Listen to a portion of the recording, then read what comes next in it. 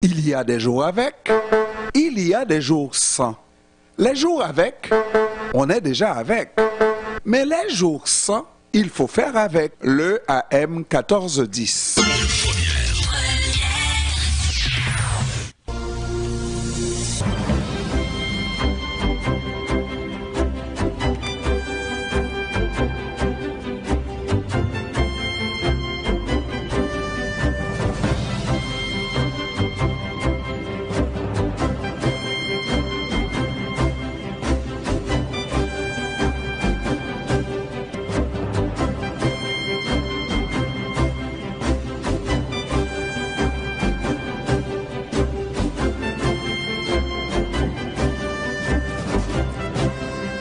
17h35 avec plaisir, on accueille Éric Pronovo. Il est président de la Fédération du personnel de soutien scolaire.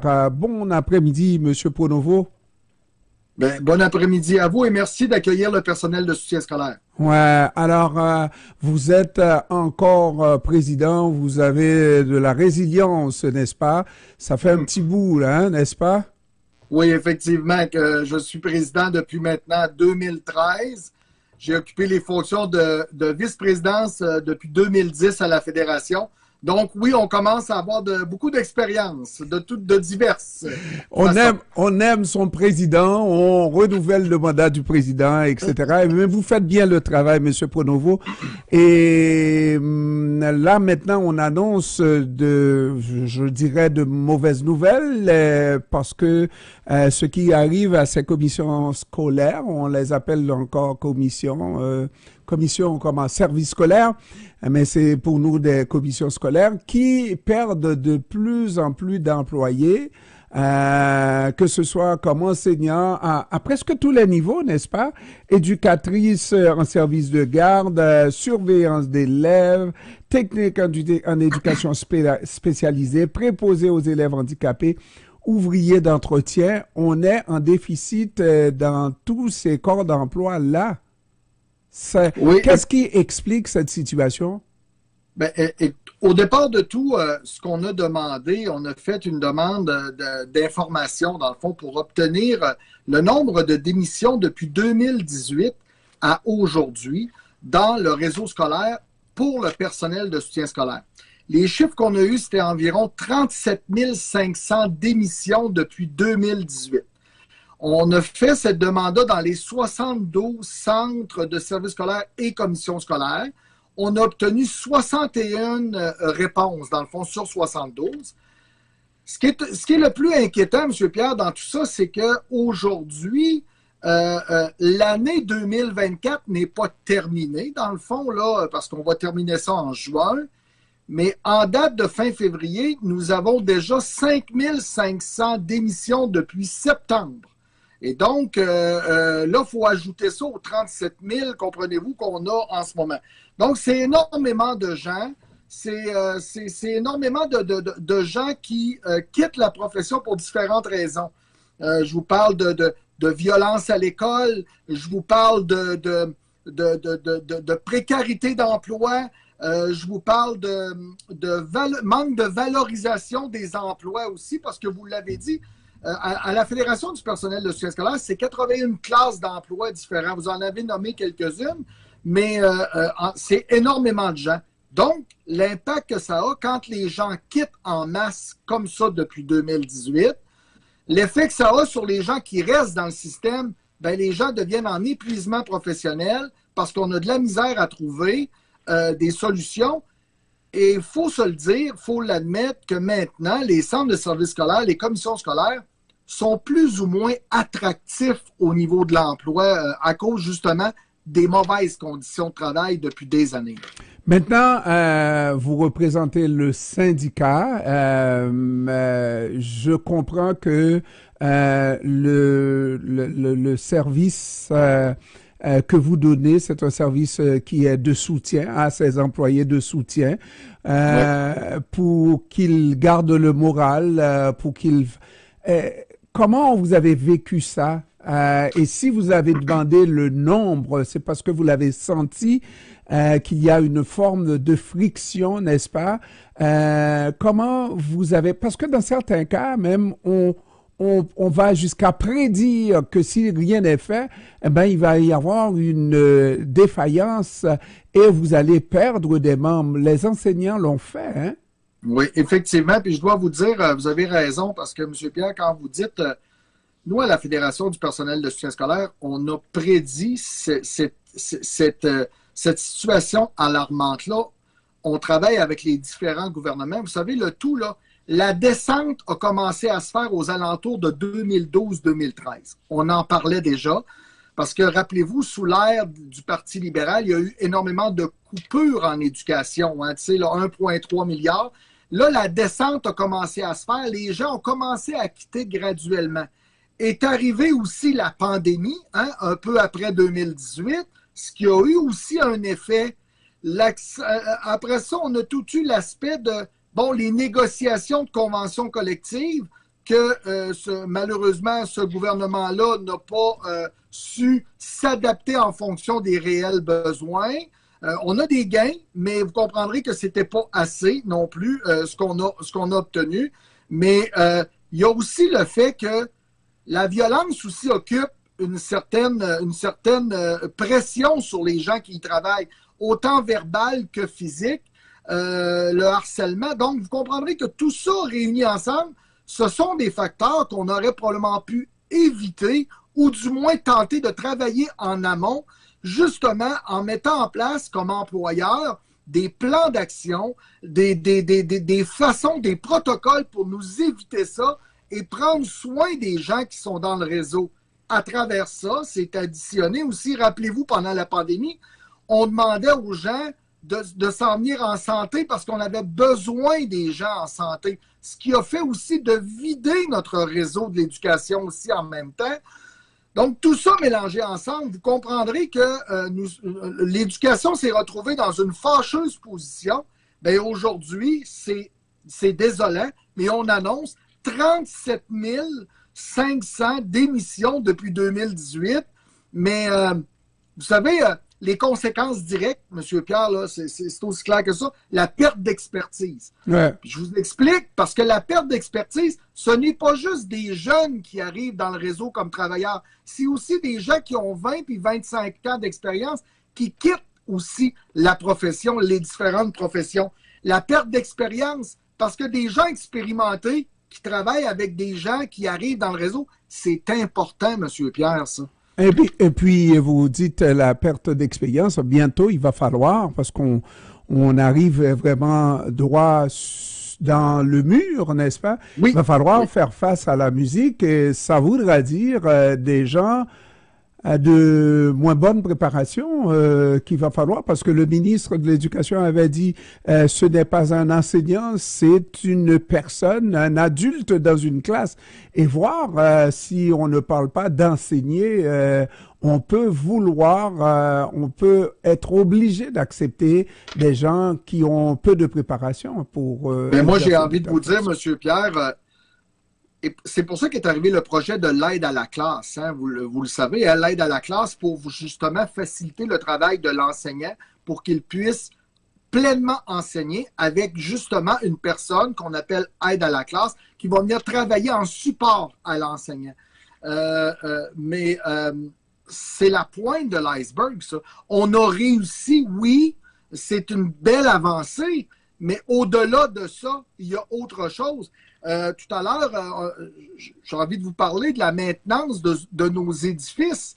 Combien de fois qu'on a entendu parler dans les dernières années, la vétusté des édifices scolaires, qu'il faut travailler. Ben, j'ai des gens, moi, la conséquence, c'est que j'ai des gens, des ouvriers qui travaillent pour les centres de services scolaires, qui, eux, quittent pour aller travailler ailleurs. Le privé est une grande concurrence aussi dans les différents métiers qu'on représente. La maintenance du parc informatique, M. Pierre, là, moi, c'est des gens que je représente. On n'en engage pas plus des techniciens en informatique, mais tout l'apprentissage, beaucoup de choses se fait avec du matériel informatique. Donc, ça brise plus souvent, ça demande des programmations, Ça demande des interventions de techniciens, mais on n'en engage pas plus. Donc, vous comprendrez que tout ça est très alarmant. Et je regardais les chiffres de la région de Montréal, là, parce que j'ai décortiqué un peu là, par rapport à la région de Montréal, l'île de Montréal. C'est près de 6024 personnes qui ont démissionné, M. Pierre, chez vous, là, dans votre coin de pays. Donc, moi, à partir de là, il y a énormément de souffrance, mais il y a aussi des bris de service, des dépassements de ratio. Il y a des gens qui sont exténués, mais les gens vont ailleurs et se trouvent... Vous savez, c'est économique. Quand on vit la précarité, M. Pierre, là, c'est difficile d'arriver à 20 à 25 heures par semaine là, comme salaire. Et moi, j'ai l'impression, effectivement, vous l'avez dit, on a fait appel à des gens, des jeunes du Québec pour aller comme préposés aux bénéficiaires. On a demandé, on a présenté des incitatifs pour que les infirmières qui se trouvent encore d'ailleurs là dans le réseau privé retournent dans le réseau public.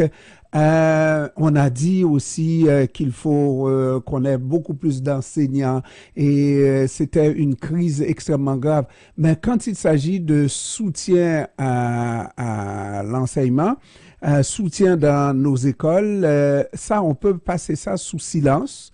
Et qu'il y ait 37 000 démissions en quelques années, on peut le passer sous silence.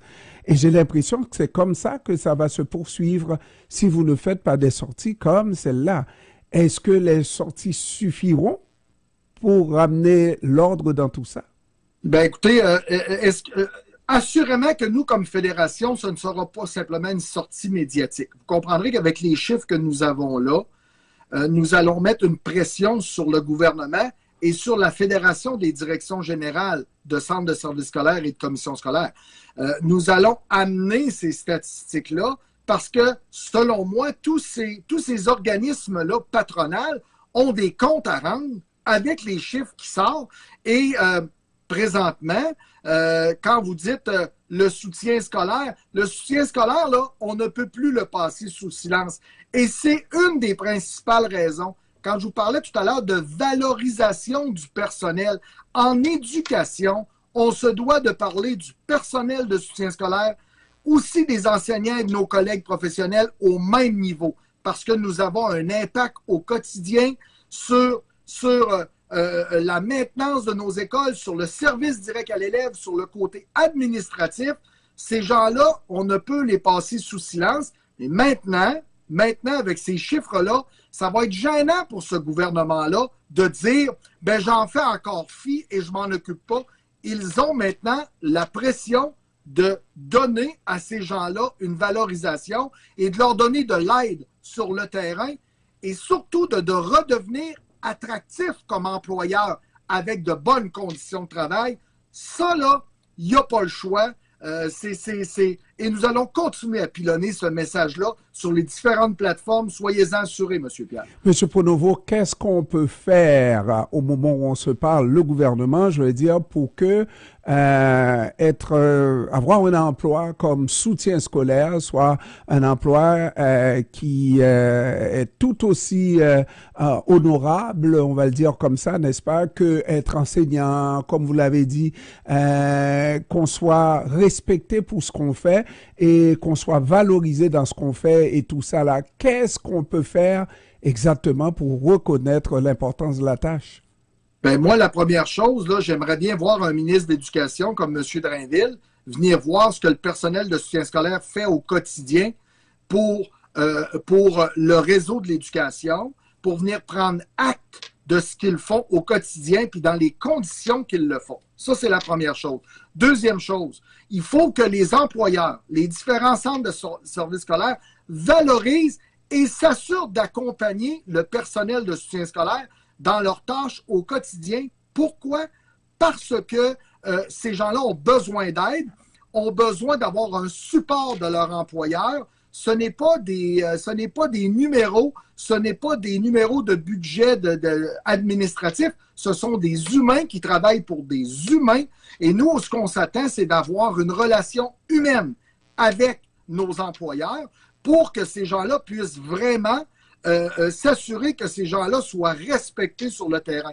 Et ça va faire partie, ça fait partie de notre mission comme fédération. Mais l'employeur, c'est celui qui engage. Il se doit de mettre en place des incitatifs, mais de l'aide aussi sur le terrain pour valoriser tous ces gens-là. Maintenant, par rapport au salaire, vous l'avez dit, le secteur privé constitue un handicap, même pas handicap, mais une compétition parce que les salaires sont peut-être plus importants, les conditions de travail sont plus intéressantes, plus attrayantes.